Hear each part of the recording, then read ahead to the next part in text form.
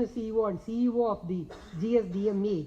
He held several senior positions such as the Commissioner and Secretary of Rural Development, Commissioner of Information and Secretary to the Chief Minister in Government of Gujarat. He also served as Senior Advisor, Nepal Planning Commission and Senior Advisor, Nepal National Reconstruction Authority following the massive 2015 earthquake that happened in Nepal. In Government of India, he served as Advisor, Policy and Planning in the National Disaster Management Authority, New Delhi. It was in that capacity he addressed us in 2016. He was instrumental in preparing the first ever National Disaster Management Plan. He played a key role in the preparation of several national guidelines such as guidelines on minimum standards of relief, guidelines on preparation of heat wave action plan, guidelines on management of thunderstorm and lightning, national guidelines for preparation of action plan for cold wave. He has not spared any area, I would say. Disability, inclusive disaster management and temporary shelters, to name a few. He has authored many book chapters and journal articles related to disaster management. He received his PhD in disaster management from the Australian National University, Canberra. Currently, he is the chairman of the Advisory Committee for Mitigation and Management of Floods in Chennai Metro. I am sure you will all agree that we cannot have a better person to give the keynote address today. May I invite Dr. Thirupugal IAS to make his presentation. Ladies and gentlemen, please welcome him with a warm applause.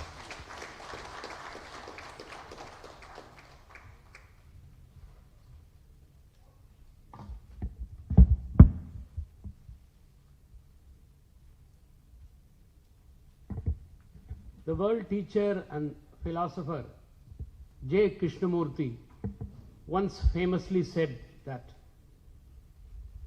if you love your children, there would not be any wars. Had he spoken about disasters instead of wars, he would have said the same thing. If you love your children, there would not be any disasters. If we love our children, grandchildren and great-grandchildren, we would not allow them to be drowned in floods, to be buried under debris, or burnt or roasted alive in chemical and industrial fires. But human beings have the tendency to discount future. Hence the need for frameworks, hence the need for organizing seminars, workshops and discussions to understand prevention and mitigation. See, if you look at this slide, if you look at the total number of occurrences of disasters in the world, USA tops the list, followed by China. Somewhere among the top 10 countries, you will find India also. If you look at the total number of lives lost, among the top 10, you will not find USA. So the total number of lives lost is not related to the total number of occurrences. In this slide, you will find the total economic loss. Again, you find USA topping the list. Somewhere India is also there among the top 10. So all over the world, even in developed countries, though they have been able to reduce the loss of lives, they have not been able to reduce economic losses. We have to understand that. This problem is not only special to India, it is a global problem. You look at Japan, you look at China, you look at USA, economic losses are much more, even though life losses are less.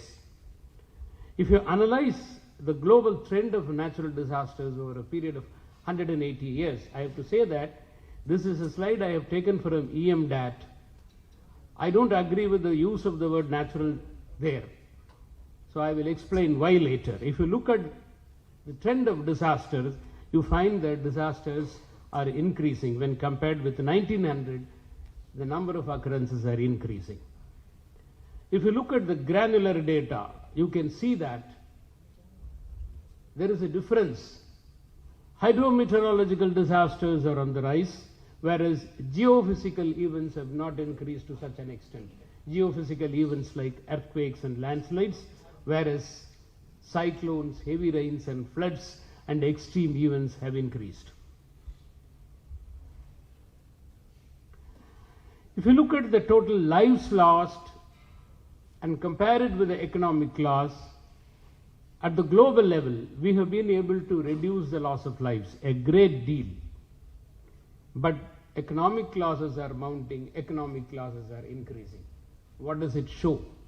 It shows that we have been able to rescue lives, we have improved our early warning search and rescue capacities, but we have not taken adequate prevention and mitigation measures. So the question is it possible to prevent or mitigate disasters? That is the biggest question.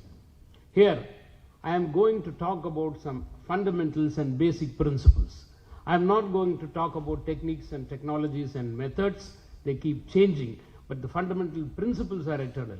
Unless we understand the fundamental principles, we will not be able to apply our techniques and methods. So I will focus on the basic principles of risk reduction. First of all, we all have a blueprint for inaction at the individual level, at the household level, society level, community level, and at the government level. We all have a blueprint for inaction when it comes to natural disasters or natural hazards. What is it? First of all, make the problem a natural event. Say that it is a natural disaster. It is a natural event. So what can we do? Often I see political leaders, even bureaucrats, people who are in the field of disaster management saying that natural disasters cannot be avoided or prevented. At the most, we can save lives or provide relief. So the easiest thing is blame it on nature, make the problem a natural event. Second is make the problem which cannot be avoided. How can you avoid floods? How can you avoid earthquakes? So what can we do about it? Third is make the solution seem expensive. It's very costly. How can we afford to do that? But if you look at the quantum of relief we give after the occurrence of the disasters, if the same money would have been spent before the occurrence of the disaster, we would have saved so much of economic loss. Then make it an all or none issue. I'll give an example. In Delhi, if 80% of the building, Delhi is situated in zone 4 for earthquake vulnerability. If 80% of the buildings are non-code compliance buildings, so what we say is 80% of the millions of buildings are not complying with the seismic codes. How can we make all of them safe? So what do? You do nothing. Make it an all or none issue. But if we can prioritize our interventions, select 20% of the buildings where public good is involved, we can reduce 80% of the losses. That we don't do. We make it an all or none issue. Make it an issue where only a policy or act only can be useful. So what we say is, no, the existing policy is not good. We start preparing new policies. Existing act is insufficient. Bring out a stringent act. Then wait for perfection. So we keep on studying the problem. We keep on studying the problems.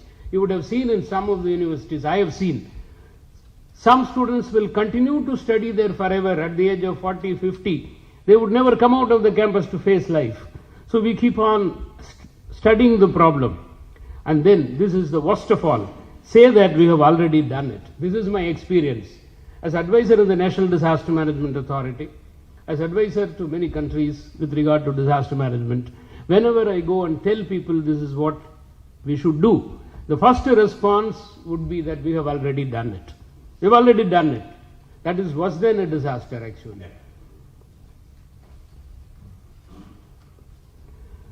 So if you want to solve a problem, as Thiruvalluvar says, Noi Nadi, Noi Mudal Nadi, Adu Thanikum Vaipachayal என்று சொல்லுகிறார் Thiruvalluvar. So unless you study the problem, understand the root cause of the problem, we will not be able to give solutions. But most of the time, we are treating the symptoms, we are not treating the root causes.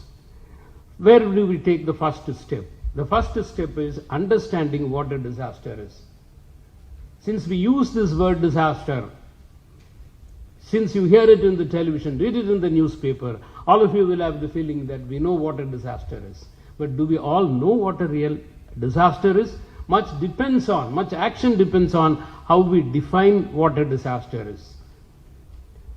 How this concept of disaster has evolved over a period of time.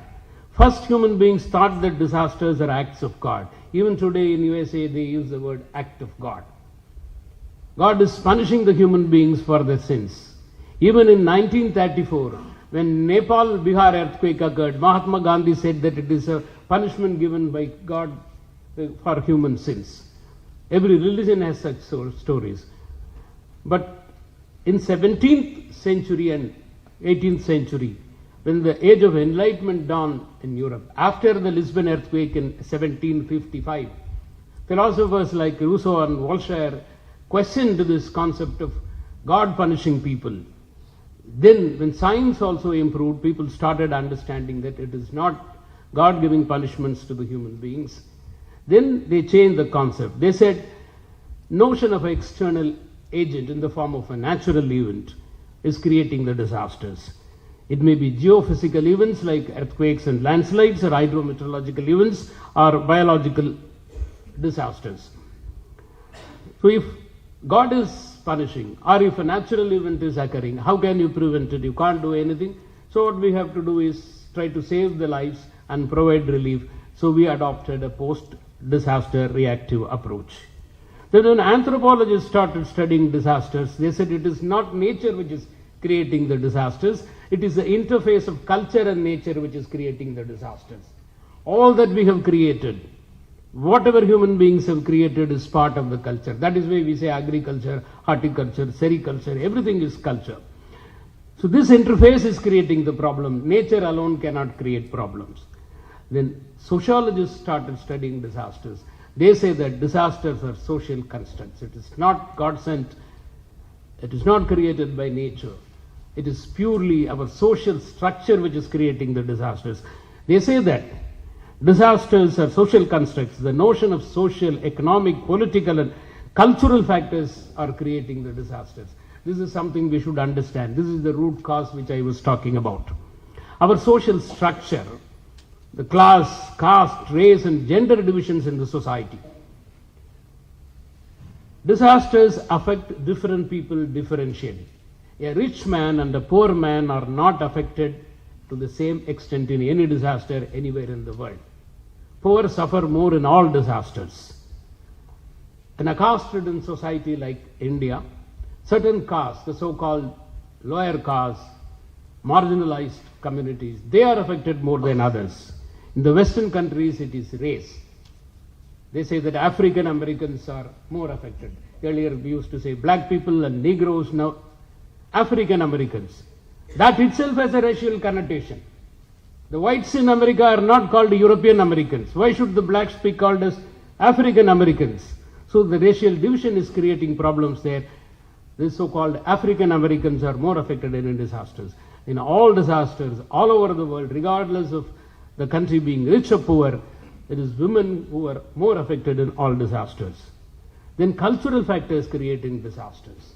I'll give you one example. It's a very sensitive area. I'll give you one example. In the northeastern India, there is a cultural practice called zoom cultivation. There, they set fire to the forest. Then after the forest burns, they cultivate the land and they do agriculture. Next year, they will go to another area. This is called shifting cultivation or zoom cultivation. I was reading a report recently. In one of the states in northeast, every year an area equivalent to Chennai city is destroyed for zoom cultivation. In addition to this land being destroyed for cultivation, most of the time this results in forest fire destroying a huge area adjoining 2-3 states. So it's a cultural practice. It must have been appropriate before 1,000 years or 2,000 years. Is it relevant now? Then the so-called lower castes and poor forced to occupy unsafe places. We see our settlements in the rural areas. How is the settlement arranged? Certain castes will be in the center safe, and certain, as you go to the margin, you will find certain communities occupying the unsafe places. Mettu kudiyinar. We are using that word in Tamil. Mettil irukiravargal mettu kudiyinar. So, a disaster of the same magnitude impacts different people differentially. This is what we have to understand.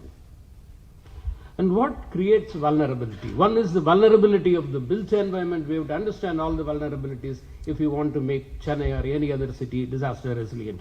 Vulnerability of the built environment, poverty, and I spoke about economic, cultural factors and social factors. I have to talk about economic factors, our mode of production. Profit-driven society the mode of production only looks at profit, not the damage which we create, and political factors. How political factors create disasters, all of you know much more than me. I need not elaborate on this. Population, economic processes, marginalization, underdevelopment. See, sometimes underdevelopment may create vulnerability. Sometimes overdevelopment, if it is unplanned, it can create vulnerability. And the lack of regulation and enforcement and lack of capacity. All these are. Is there something like a natural disaster? Is there anything like a man-made disasters? There are natural hazards. Earthquakes, flood, heavy rain, cyclones are natural hazards. It is the commissions and omissions done by human beings which convert a hazard into disasters. So there is nothing like a natural disaster. All disasters are man-made disasters. Unless we understand this basically, we will always be blaming nature. The question is how to build a resilient city. Earlier, we used to talk about disaster resilient communities. The original meaning of the word resilience, if you look at the original meaning in the dictionary, it means the ability to bounce back. Now we are using it in a totally different manner. Resilient means not affected by, but that's not the original dictionary meaning. So we spoke about disaster resilient communities, communities which will be able to bounce back in the aftermath of disasters. Then we spoke about disaster resistant communities. Why should they be affected by disasters? Can't they resist disasters? Then we spoke about sustainable hazard mitigation.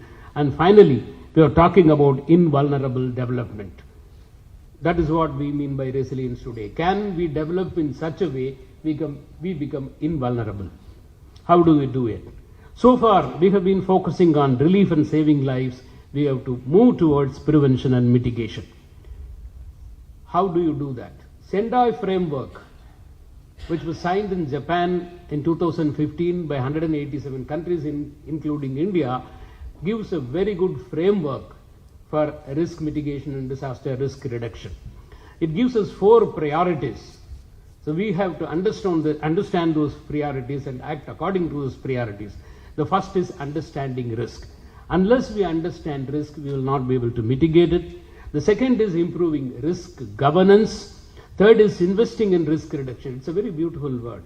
Though we spend money, it is called investment. Why is it called investment? Because if you spend 1 rupee for a disaster risk reduction today, you will be able to save 6 or 7 rupees tomorrow in the form of prevention of loss of lives and economic losses. And lastly, improving early warning, preparedness and building back better. How do you do that? How do you understand risk? Ours is not a risk-sensitive society. This slide needs no explanation. This is an actual photograph taken in one of the Indian cities. Urban, elite, educated, rural, poor, illiterate, both are risk insensitive. This figure is from 2005 to 2015. In the so-called natural hazards, 27,420 people have lost their lives. But in the corresponding period in road accidents, over nearly 14 lakh people lost their lives 510 times. But we are always worried about loss of lives in natural hazards, but we don't talk about these road accidents. Still we find people resisting wearing of helmets or wearing seat belts and drunken driving. We are not a risk-sensitive society. We have to understand this. Why are we not risk-sensitive? Because we take everyday risk. This is a photograph taken from one of the cities in India. So if you are not bothered about everyday risk, how are you going to bother about a risk which will become a reality after 50 years or 100 years? I went to Japan after the 1995 Kobe earthquake. In 2001 I went there. So they showed me the railway station and they told me that, look, this railway station, we very efficiently used this place for people to sleep in the aftermath of the disasters. So they expected me to react saying that what a great thing you have done. I said, you come to India, in every railway station, every day you will find thousands of people sleeping. It's an everyday thing for us. So there is nothing astonishing in what you did. So we take everyday risk. How will we be bothered about a risk which will become a reality after 50 years? So we don't think about long-term risk, we discount long-term risk. There is something called objective risk, the way experts understand risk. That is not going to improve disaster management. What is important is we have to improve how people understand risk, subjective risk. Supposing that one takes a journey from Madras airport to San Francisco, what do you think is the riskiest part of the journey? Which part? Going from here to the airport or flying over oceans and lands for about 7,000-8,000 kilometers, which is the riskiest part of the journey? Which one? Going to the airport. Because road accidents occur 6,000 times more than air accidents. Plane crashes have become almost zero. But a common man will always think that it is safe to travel by car, but it is unsafe to travel by air. So can we change that perception? Not only that, we desire risk.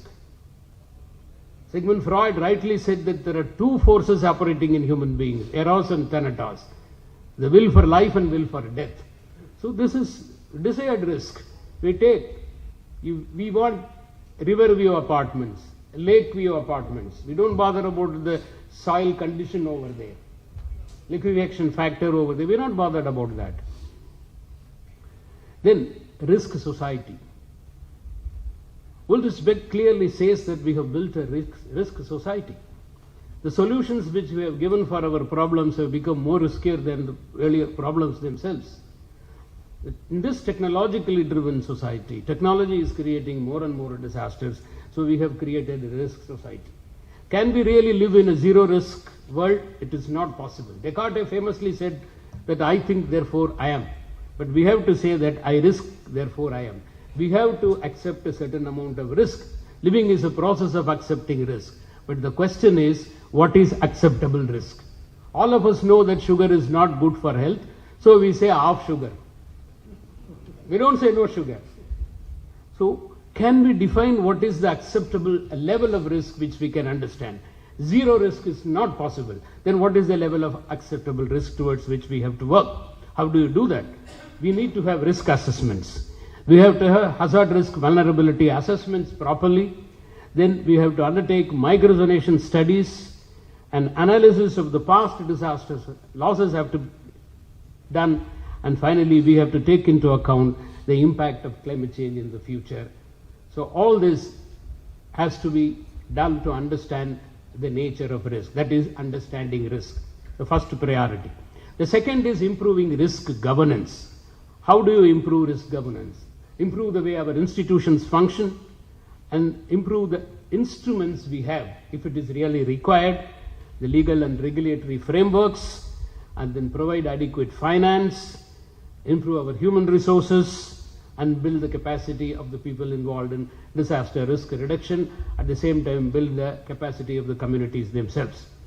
We have to move from response to resilience. That is the biggest challenge now. If we want to do that, to focus on improving the capacity of the local communities. Improving the capacity at the local level is more important, not at the national level, not at the state level. The primary and first responders are the people themselves. The community is the first responder. So can we improve the capacity of the first responders? We need regulations and enforcement.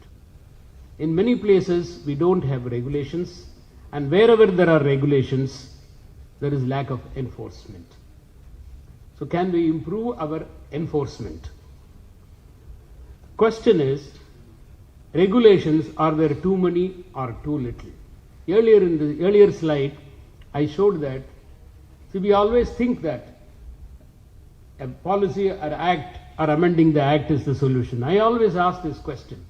The machinery which is not able to implement a liberal act, how is it going to implement a much more stringent act? So by making the act more stringent, by having more regulatory measures, we are not going to improve the regulation. We have to understand that. I feel that the existing regulations are too many. The problem is with implementation only. It is not the inadequacy of laws, it's a question of lack of implementation. Then all or none approach. I feel Pareto's principle applies to risk also. 80% of the risk is concentrated in 20% of the places. Can we select those 20% of the places and focus on them to reduce risk? Whenever there is a major disaster, we think of creating a new institution, an extraordinary mechanism to address that issue. But over the course of time, all these extraordinary mechanisms become ordinary mechanisms because we don't delegate more powers. We don't empower these institutions. The same government staff are deputed, except the name board and the building, nothing is new in this extraordinary mechanism. Can we change this approach?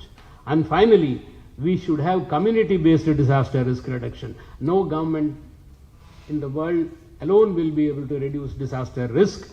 If the risk reduction has to be sustainable, communities have to be involved. The very word sustain, where does it come from?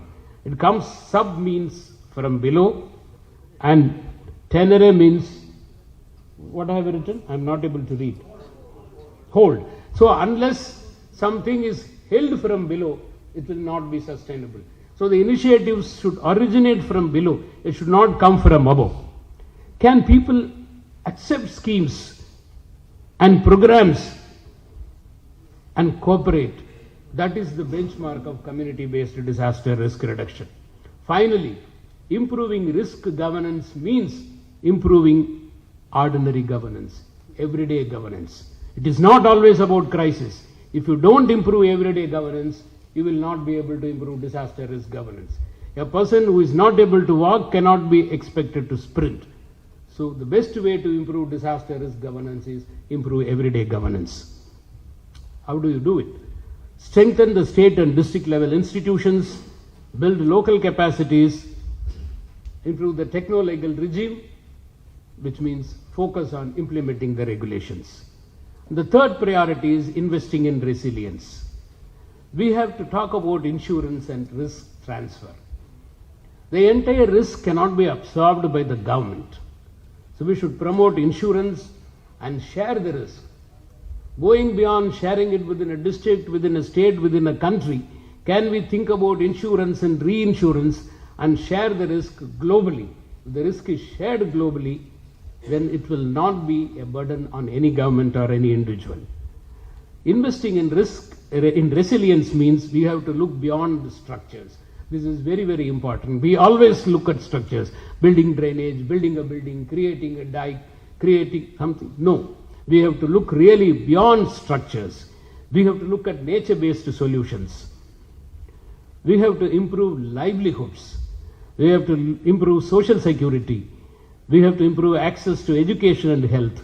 We have to improve the human resources, and we have to focus on research and knowledge generation and knowledge sharing. We have to focus on all these things if we want to improve our resilience capacity. We need to improve our response and recovery capacities. If we really want to improve disaster response, there should be coordination among the agencies. This has to be established prior to the occurrence of the disaster, and local response has to be improved. You will be surprised to know countries like Canada and America very clearly say the local communities, the local self-governments cannot expect help from the central authorities before 72 hours. They put it in the policy itself, which means that the local capacity has to be improved and promote voluntarism. In the aftermath of disasters, we see a surge of voluntarism, spontaneous voluntarism. But that sort of untrained spontaneous voluntarism is not going to help. Can we have a cadre of trained volunteers, trained and certified, equipped volunteers, and train the local people, build their capacity? The philosophy should be help yourself. People should be able to help themselves first and help others, and then help others to help themselves. Because continuous help is no help. It is dependency. It's a parasitic relationship. We don't want it. Can people help themselves? Can we aim at that? If we want to do all these things, we have to change our perspective. What is preventing us from doing all these things? The dominant perspective we have. One is we view disasters as isolated events. A disaster occurs, and then after 25 years another disaster will occur, after 30 years another disaster will occur. So we think that there is a development process going on, and it is punctured by these disasters. No. It is wrong. We are accumulating risk on an everyday basis. It can cross a threshold and manifest as a disaster at some point of time, but We are accumulating risk. They are not isolated events. We don't analyze risks, vulnerabilities during normal times. Normal times we are always thinking about development. We always seek solutions in technology. That's how we have created a risk society. Is technology going to solve all the problems? Is more drainage going to solve all the flood problem in Chennai? We have to think about it. See it as a temporary administrative failure. So what do? So we blame a particular political person, or blame a particular bureaucrat, suspend a couple of people, then we are happy. It is not a temporary administrative problem. It's a whole systemic problem we have to understand. We have developed that way for 100 years or 200 years.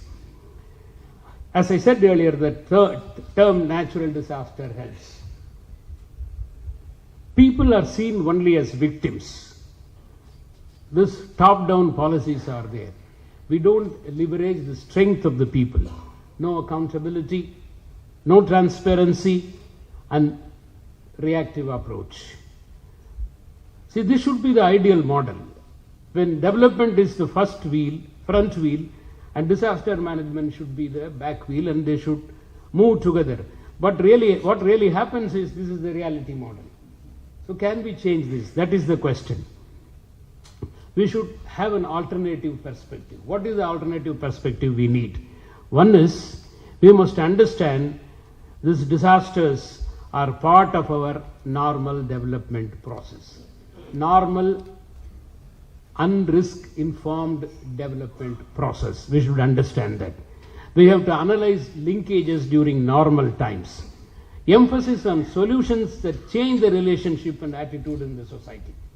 So unless you don't bring about a fundamental change in the attitude and relationship within the society, then you will not be able to address the root causes.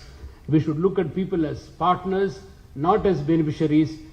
See, sometimes I wonder why we use this word beneficiary. Somebody is affected by flood, somebody is affected by earthquake, somebody is affected by cyclone. We are giving some assistance, whether assistance is given by government or NGO, we use the word beneficiary. No, they are not beneficiaries. Decentralize institutions and empower them to take decisions, improve our transparency and accountability. We have to more proactive approach. Can we look at crisis as an opportunity for social transformation? This is very important. The Chinese word crisis means disaster as well as an opportunity. Every disaster opens a window of opportunity for addressing a range of things which is normally difficult to address during normal times. So in the aftermath of major disasters, can we use the post-disaster window to bring about a real transformation? If we want to do all this, there is need for mainstreaming. So far we have been approaching disaster management through special projects. This is what is called side streaming. Can we bring it as part of the mainstream development process? Mainstreaming cannot be achieved through conferences and workshops. Our disaster management problem is not a technical problem, nor it is a financial problem. It is a political issue. We have to understand that. Mainstreaming needs political will, enforcement of regulations, allocation of funds, and delegation of powers. So can we go for long-term benefits of risk-sensitive development rather than short-term benefits of risk-prone development? Everything is a trade-off. Are we willing to trade off this short-term benefit of non-risk sensitive planning to long-term development of risk-informed planning? That is the question. So mainstreaming, we have to take mainstreaming very, very seriously. When I talk about mainstreaming, it does not mean that today we can stop all special projects and look at mainstreaming totally. No. If you really want to reduce risk, it has two aspects. One is, we should not allow any new risks to accrue from today. For that, mainstreaming will help. But what about the risk which is already accrued? For that, you have to have special projects to mitigate that risk. So for a long time, for 10 years or 20 years, the special projects and mainstreaming should go hand in hand, like exchanging the baton in a relay race, and then only you can switch over to mainstreaming. So I started with a quote from Krishnamurti. I will end it with a quote from Krishnamurti. J.K. used to say that seeing is acting. If you really see, you will act. There will not be any gap between seeing and acting. If you bring in this time factor, I will see, I will understand, I will act, then you are not going to act. So we are all able to see the risk, how we have developed, and what is the result of this risk for development. Now the question is, can we all act? Thank you very much.